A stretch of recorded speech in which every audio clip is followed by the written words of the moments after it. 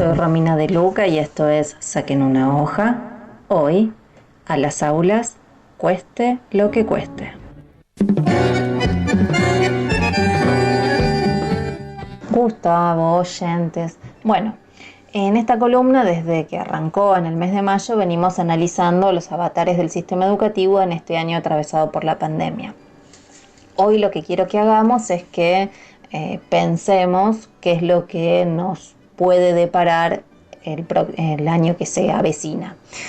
Y lo cierto es que lo vamos a hacer a partir del último documento que acaba de aprobar el Ministerio de Educación Nacional, que se llama precisamente como el nombre de esta columna, A las aulas. Bueno, lo cierto es que ya el título podemos decir que no deja mucho lugar para la imaginación y la metáfora. Incluso en el subtítulo del documento se habla de acciones y plan de trabajo 2021 para garantizar la plena presencialidad en el sistema educativo argentino, ¿no? Y lo cierto es que el documento es un balance de lo que hicieron este año y de lo que está por venir.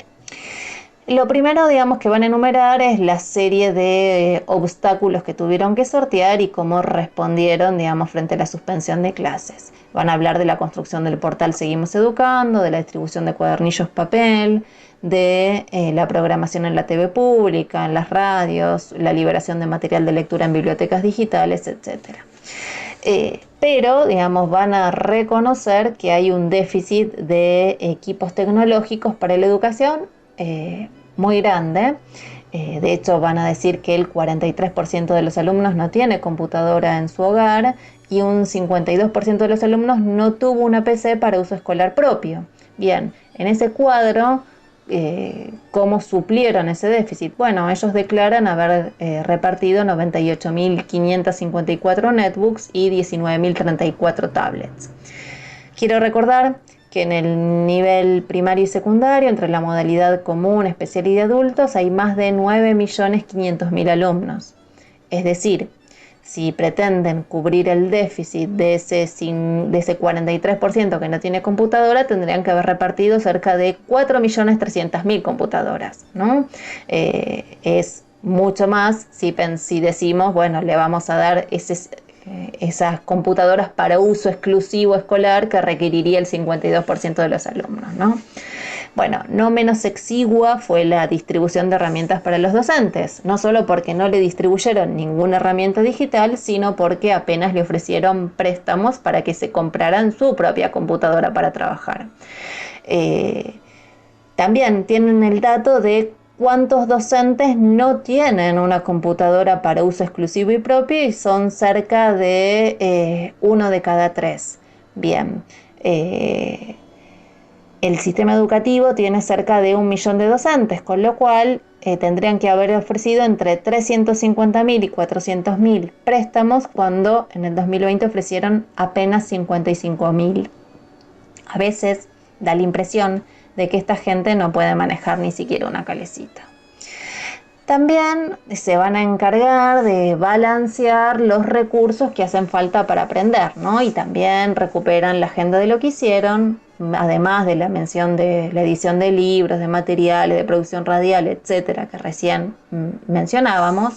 Hablan de el acompañamiento sociocomunitario, el acompañar, el puente, del cual hablamos en otra columna, ¿no? Eso que nosotros enumeramos como las formas de la paraestatalización educativa, es decir, del Estado, que se tiene que hacer cargo de, digamos, brindar herramientas y recursos, y en realidad lo terceriza en ONGs.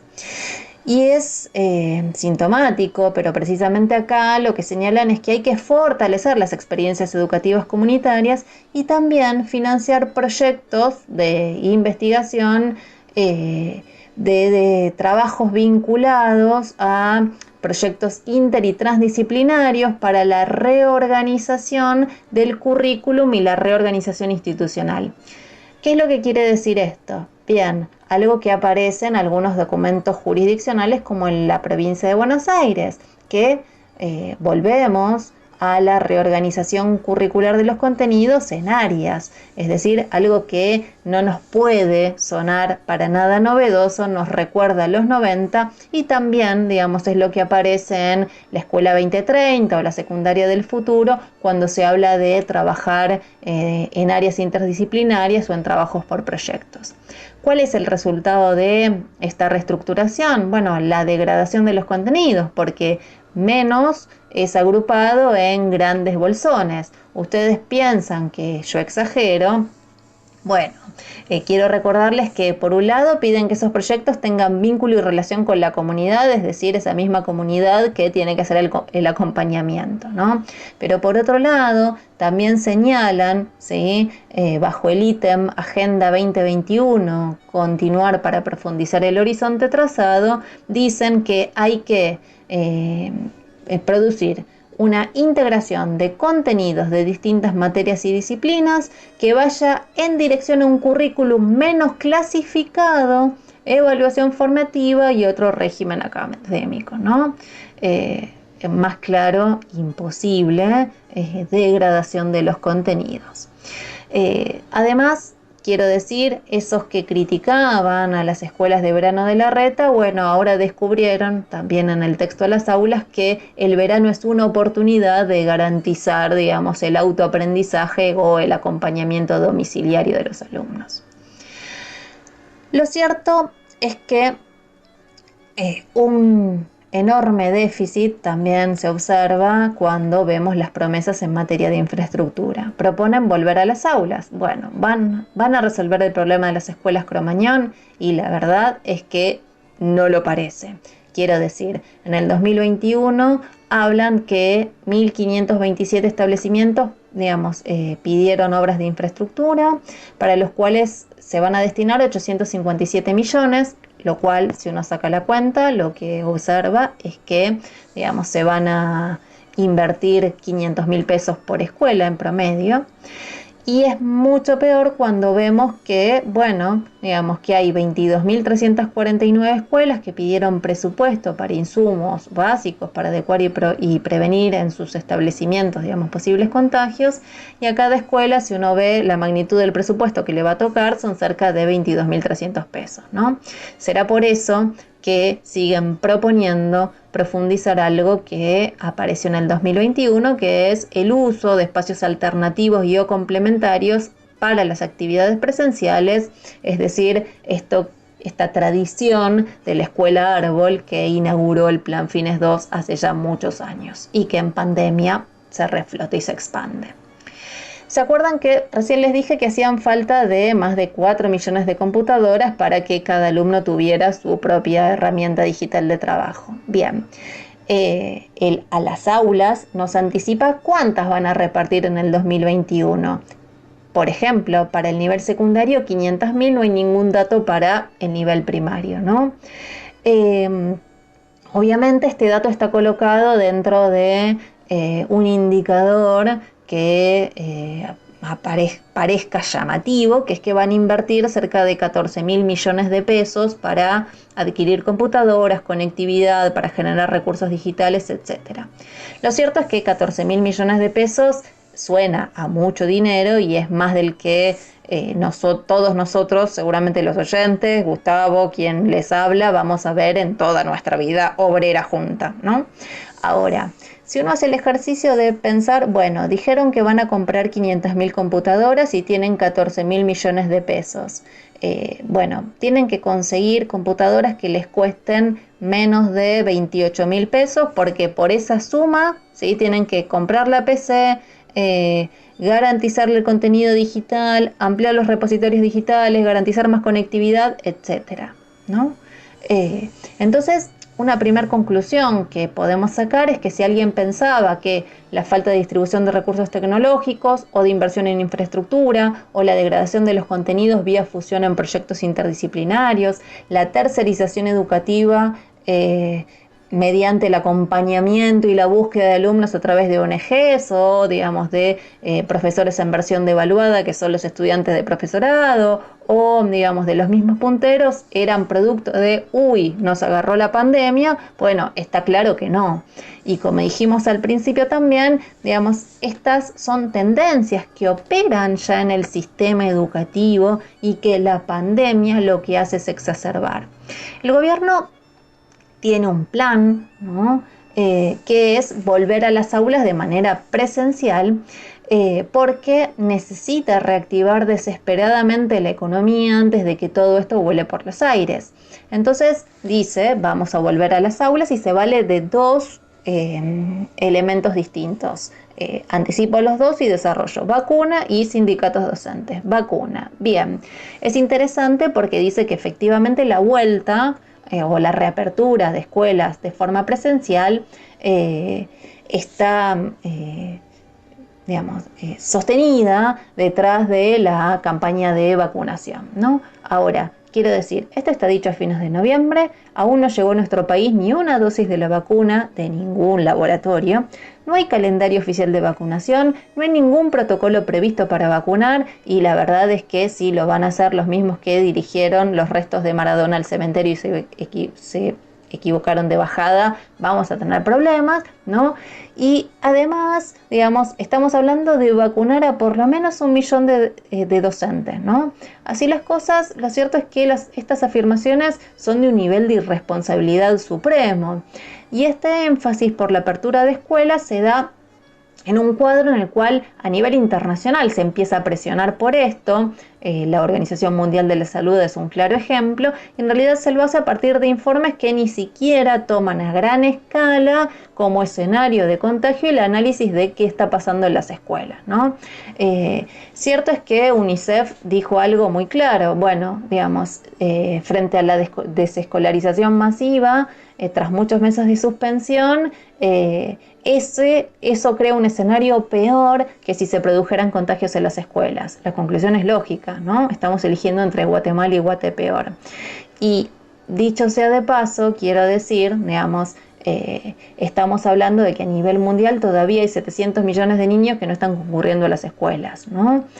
Y para garantizar esa bimodalidad que dice el gobierno que puede producirse en el 2021 pese a la vuelta presencial a las aulas, porque va a ser un sistema combinado, el gobierno para esos que no tenían computadores, esos más de 4 millones, propone repartir 500.000.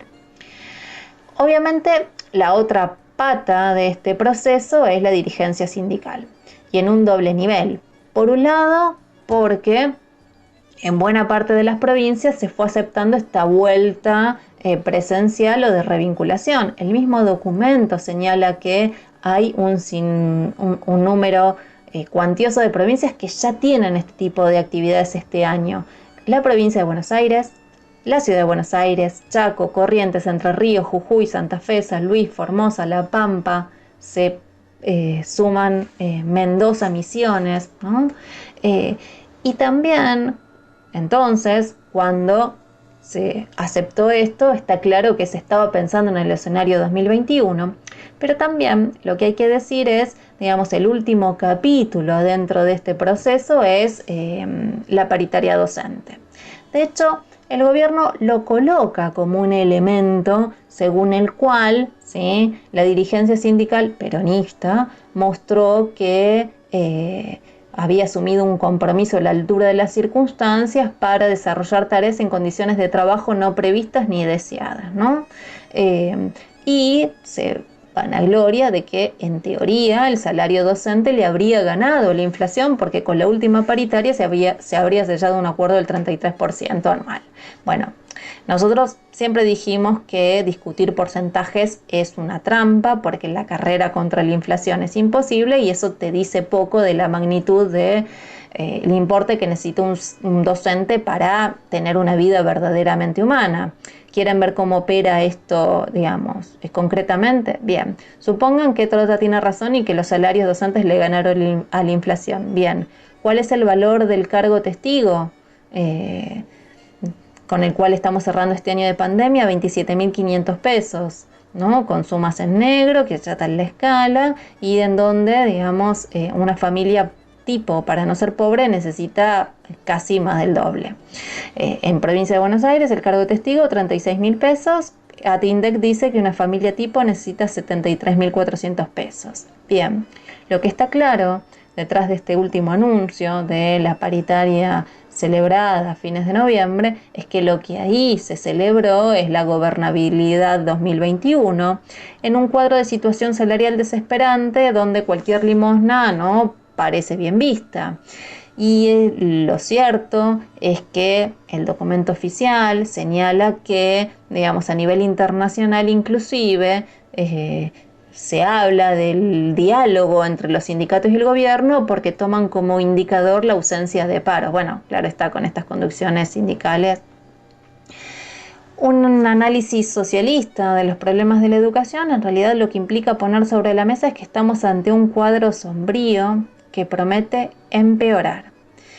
Y el gobierno y la burocracia demuestran lo poco que le interesa la educación de millones, porque, de nuevo, no estamos ante una receta de medidas desesperadas en un contexto, digamos, imprevisto. Las mismas recetas pobres que se aplicaron en el 2020 proponen extenderse en el 2021 y tras cartón, con una presencialidad que lo único que va a hacer es exponer la vida de millones. Lo cierto es que esos millones de niños que se están quedando afuera nos miran a ver si los rescatamos de los que promete será una ignorancia certificada si no hacemos otra cosa. Y entonces, en este punto, la discusión es por el sentido de nuestras acciones. Y el sentido de nuestras acciones es mostrar un horizonte. En ese sentido, una Asamblea Nacional de Trabajadores Ocupados y Desocupados, las familias y sus hijos, junto a los docentes en una comisión de educación, deben marcar ese rumbo. ¿Qué es lo que necesitamos ahora para el sistema educativo? ¿Qué es lo que necesitamos para atravesar esta pandemia? Y además para recomponer décadas y décadas de degradación. De esta convocatoria nosotros formamos parte e invitamos al conjunto de los docentes que están escuchando esta columna a que se sumen. Marzo de 2020 es el momento. Y mientras preparamos ese gran encuentro donde podamos pensar cuáles son nuestros problemas y las soluciones que necesitamos, invitamos el próximo 20 de diciembre a copar todas las plazas del país, porque al embrutecimiento absurdo al cual nos expone esta sociedad hay que oponerle organización. Amigos, sigan escuchando la radio Vivido Equivocada, que lo demás es silencio.